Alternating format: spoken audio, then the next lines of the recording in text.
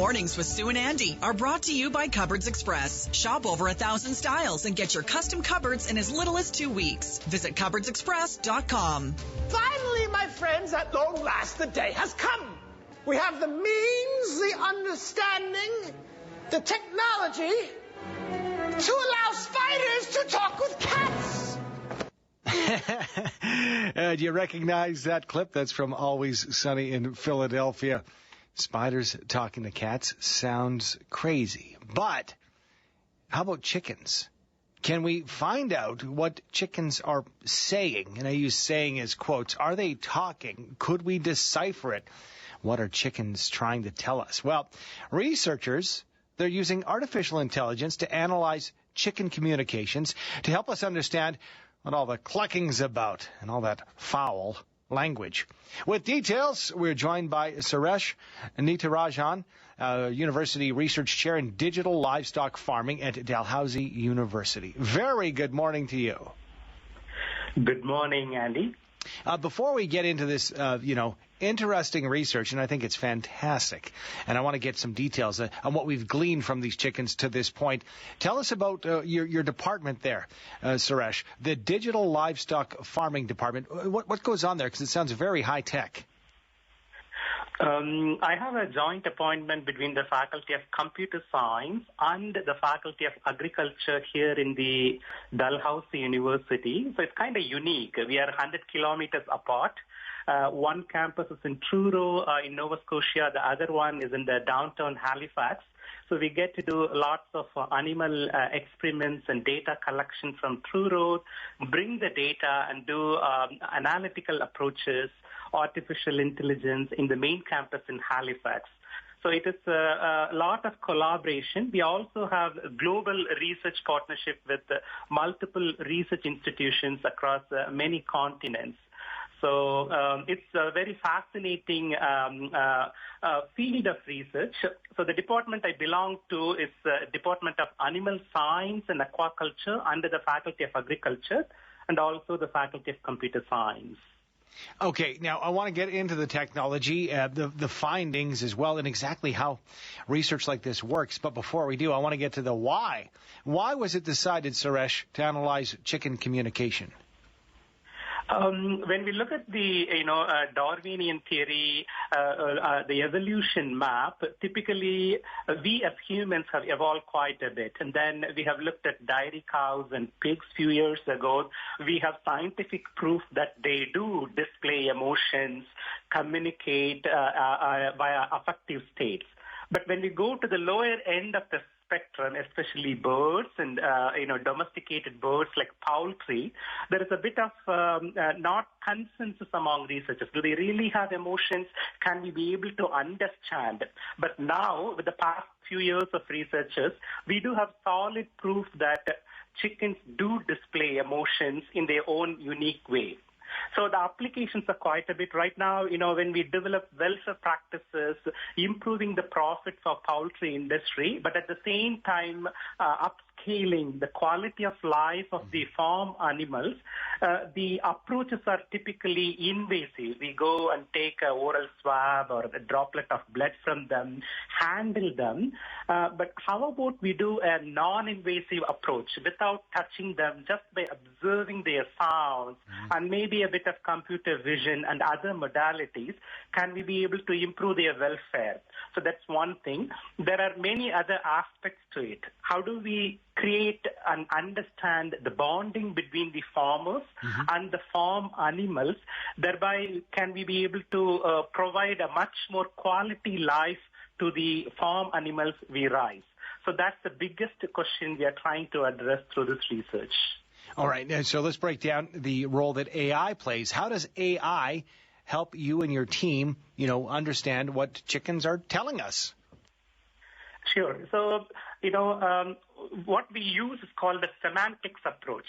In the context of artificial intelligence and language processing, we are trying to understand the meaning and the context of communication. So chickens all the time, they make different kinds of sounds depending on context. So just beyond those literal sounds, can we be able to unravel what is the meaning behind it? Is there any specific emotion or intention behind different vocalizations? So the goal is not just recognizing them, but trying to interpret and understand the emotions. So the artificial intelligence comes quite handy because it's trained to discern the patterns, the trends, and the variations in the sounds, relating them to the behaviors or the specific states of the chickens. For example, when we did the study from day one of the chick, as soon as the chick hatched from the egg, we collected data up to 16 weeks every day. We were able to even see that, hey, you know what? Just like human voices change during adolescence, during the teenage period, chickens do exhibit different vocalization patterns as they grow from day 1 to week 12. So our findings clearly show that the vocalization of younger chickens were distinctly different from those of older ones. So these variations become more pronounced over time. So these are some of the aspects of our study highlight the dynamic nature of chicken communication. So in terms of the age, how age influences, but we also did a variety of studies. For example, we suddenly opened an umbrella and induced a specific stress. Suddenly played a sound, a dog barking sound, to gently stress them out. Increase with the different temperature and humidity of the animal husbandry system, and look at how these vocalizations change in relation to the environmental stressors. But also we were interested in understanding the social behavior and social dynamics.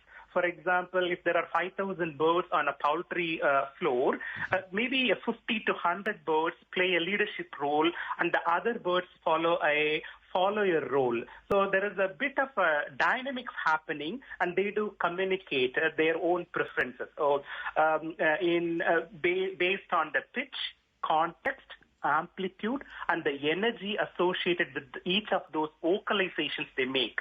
So by understanding this, we can decode. It's like, what is it that they're trying to communicate? Are they contented? Are they frustrated? Are they disappointed? Then we use additional modalities such as thermal imaging cameras, high-resolution, 3-dimensional, 4-dimensional cameras to observe their eye blinks. Unlike human beings, the chickens have 3 eyelids: upper eyelid, lower eyelid, and also a vertical eyelid, which is a nictitating membrane.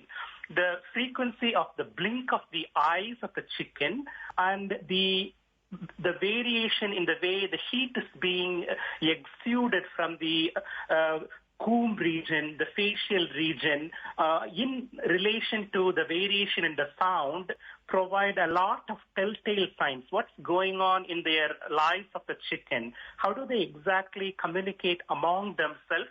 How do they express their not-so-contentment with respect to satisfactory values? So these are some of the broader pictures we were looking at using artificial intelligence, because the data is so humongous, like several terabytes of data. It's impossible to manually look at it.